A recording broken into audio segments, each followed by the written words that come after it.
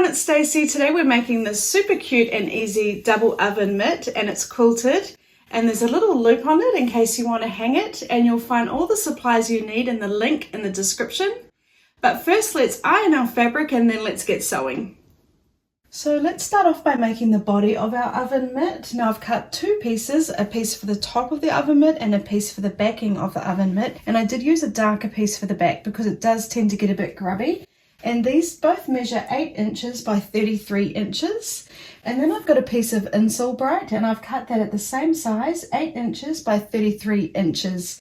Now this can go either way, but sometimes there's a metallic side, so I would check your manufacturer's instructions. This just helps protect you from the heat.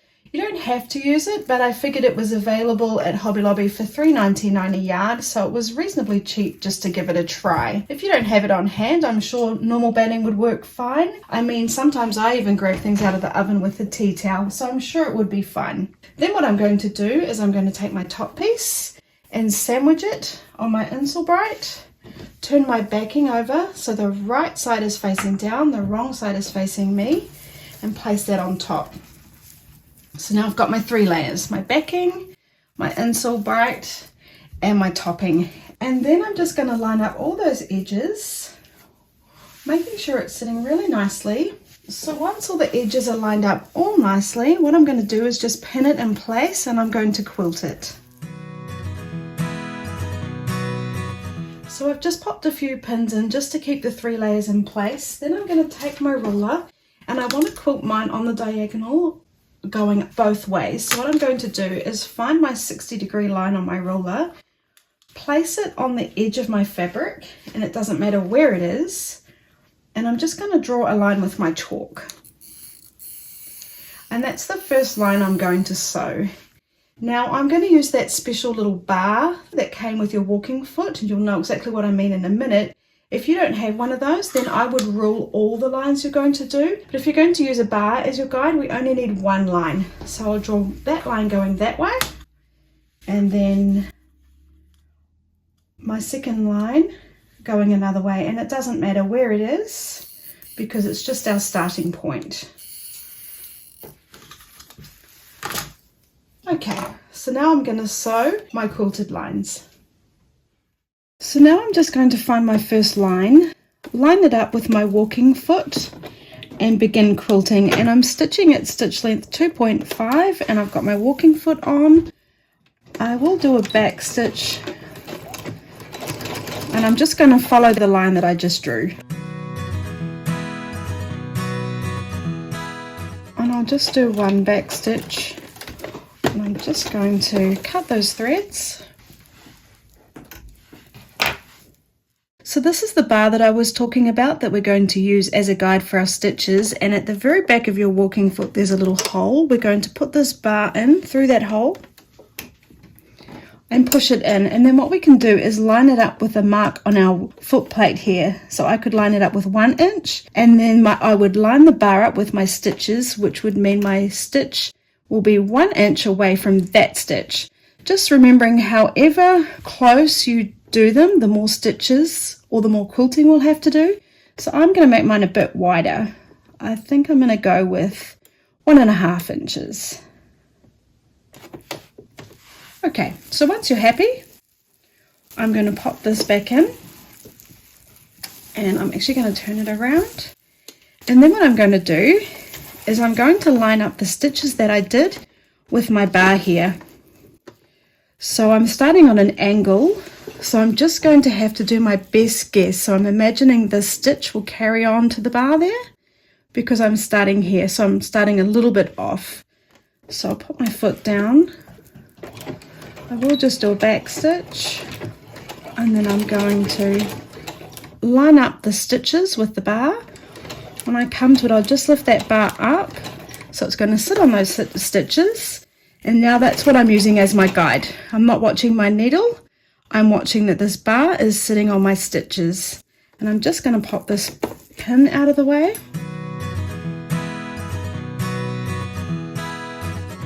And then I'll just do a back stitch. Oops, I came a bit far. And I'll cut those threads. And then I'm going to repeat that process until I've done both sides. And then I'm going to come along and go the other way. So I'm going to do my best guess at lining up that bar with the stitches that I just did. Put my foot down, do a back stitch. When I get to the bar, I'll just lift it up so it doesn't get caught underneath. I will do a back stitch. So can you see how I've got my stitches here with the same amount of gap between them? And that's from using the guide. So just every now and then, just check that it hasn't moved and it is still in the right place that you set it at. And then carry on until you've gone all the way across on both sides. And then what we'll do is we'll come along and we'll stitch along this other line that we did and do that on both sides.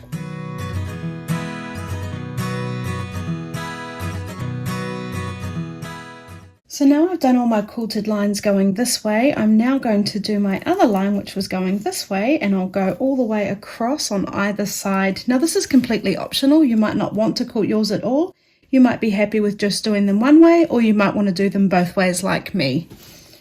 So I'll do exactly the same process. I'm just going to sew along my drawn line and then use my guide.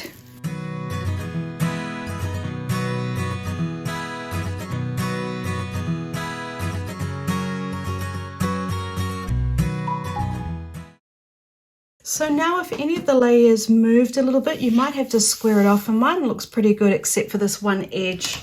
So I'm just going to trim off that excess here where it slipped down a little bit.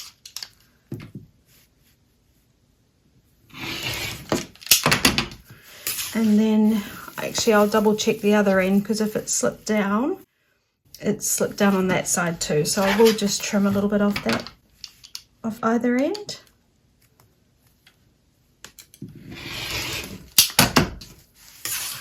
Okay, now let's work on our little pockets that go on either side.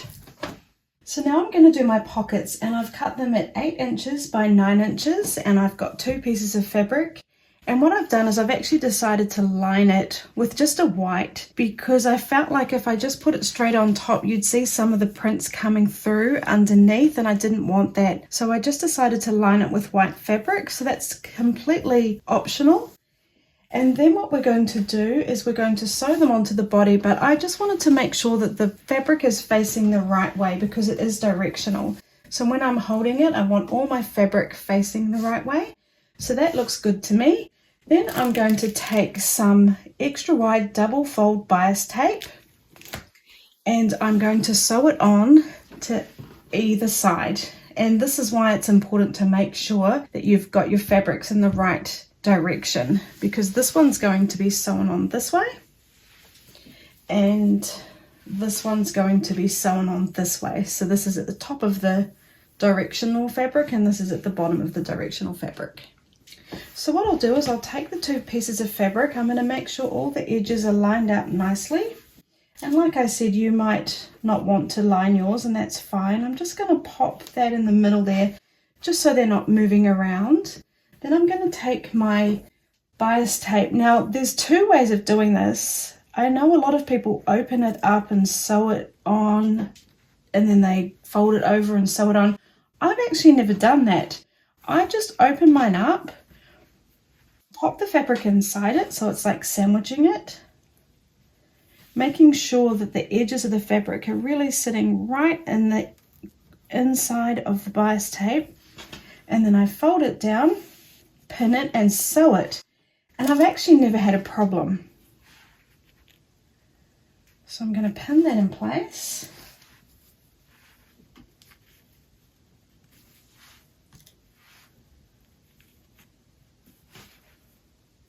And I'll do that for both pieces. So I'll just make sure all these edges are lined up nicely. Pop a pin in the middle just so it's not going to move around on me. Open up my bias tape, line up the edge with the fold of the bias tape, and then sandwich it on.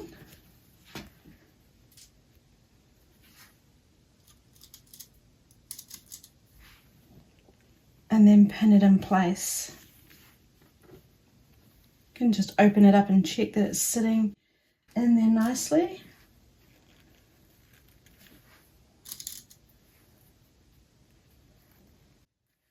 And now I'm just going to sew that in place. Okay, so I have changed my thread to red so that it matches my bias tape. And I have my walking foot on just because I'm going to need it again in a minute, and it's not going to really matter too much with this little process we're about to do. I'm stitching at stitch length 2.5, and I'm just lining up my needle so that I've got about, well, I'm sewing about 1/8 of an inch away from the edge of the tape. And I'll start right at the end. I will just do a back stitch because we don't want it to go anywhere.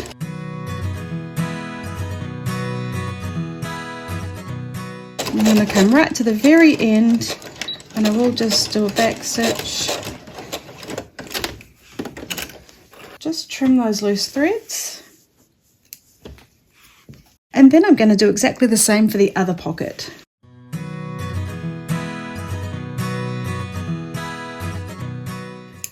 Trimming those threads, and I have made this a little bit long on this side, so I'll just give that a trim.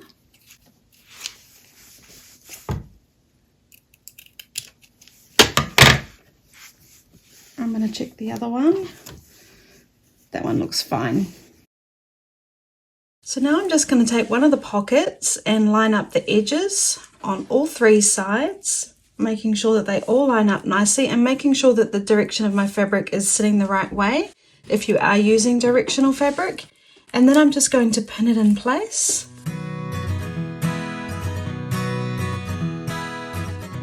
And then we're just going to round off those edges. So I've just got a plate here. I'm going to just line it up at the top here and on the sides.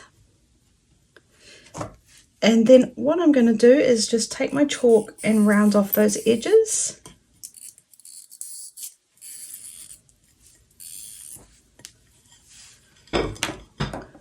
I'll just move those pins out of the way so I can trim it.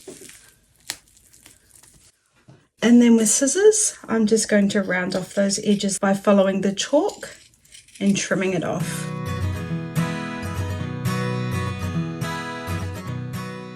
And then I'm going to do exactly the same on the other side.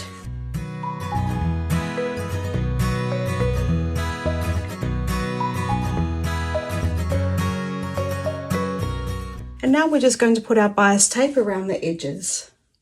So now we're just going to attach our bias tape. So I'm going to find the middle by folding it in half.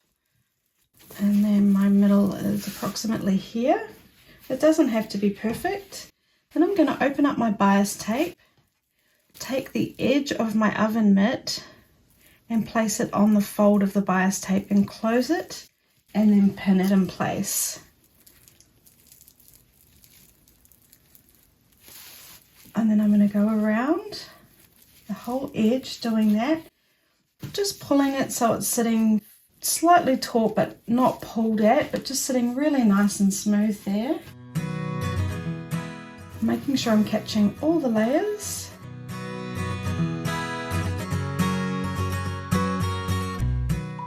And then coming around this curve. It might sit a little bit buckled, but don't worry. There's no other way that it can go around the curve without doing that. Just making sure you are catching all the layers as you go. So if I look on the back, it's looking like that. And then I'm just going to go all the way around till I get to the very beginning.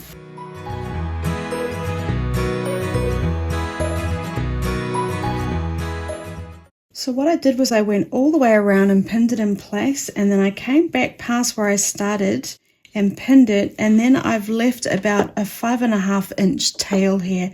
And then what we're going to do is sew along this whole edge, come all the way back to where we started, then we're going to pull it up and sew off the edge, sew along the edge of the tape, and then we're going to fold it back down and we're going to sew it to the back here, so we've got a little loop if we want to hang our oven mitt. So what I'm going to do is I'm just going to take this last pin out so I can start right at the very beginning.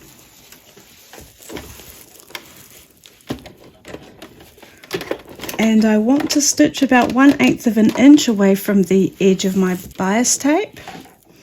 And I will do a back stitch. And I'm stitching at stitch length 2.5 with my walking foot on. So I'm just going to go really slow around the corners, take my time, and just turn, gently turning.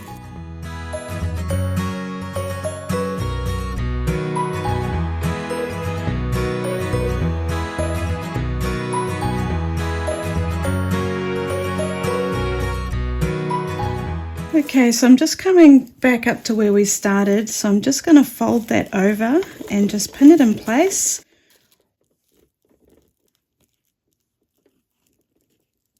We just want to sew past where we started. I'm just going to do a back stitch so it's extra strong. I've come past where I started, and then what I'm going to do is I'm just going to pull it up and away from my oven mitt, but I'm going to follow the edge of my tape here. And then we're just going to sew along our tape to close it shut. Then I'm just going to cut my thread, take that little tail and tuck it around so we've got a loop, and then I'm going to pin it in place. So then I'll just check that I'm catching it at the back there. And then what I'm going to do is I'm just going to stitch over the top where I've just done my stitches. So I can see whereabouts that edge is from my loop. And we're just trying to sew that down now. So I'm just going to go right across. And then I will do a back stitch right back over it. And then I'll just do a couple forward. And then I'll trim those threads. Oh, they're a bit stuck there. Just trim all the loose threads. And can you see how I've now secured that loop? And I'll just give some of those loose threads a trim. So now I've finished my double oven mitt. Isn't it cute? And we've got the little hook here if you want to hang it. I'll be hanging mine over the bar of my oven. You just need to get a damp cloth to take out that chalk. And if we just have a quick look at the back here, you can see that my bias tape, I think that's sewed on quite nice and tidily. So I think this is a much easier way of sewing on our bias tape. Okay everyone, now we've finished my super easy double oven mitt. I think it would make a fantastic gift, and you could buy all sorts of fun fabrics and make them for the different seasons. Let me know if you plan on making one in the comments and what fabric you'll be using. And if you've enjoyed this video, please remember to like, subscribe, and hit the bell button so you'll get notifications every time I do a new video. Thanks guys! Thank you for watching my videos. If you're enjoying them, please like, subscribe, and leave a comment.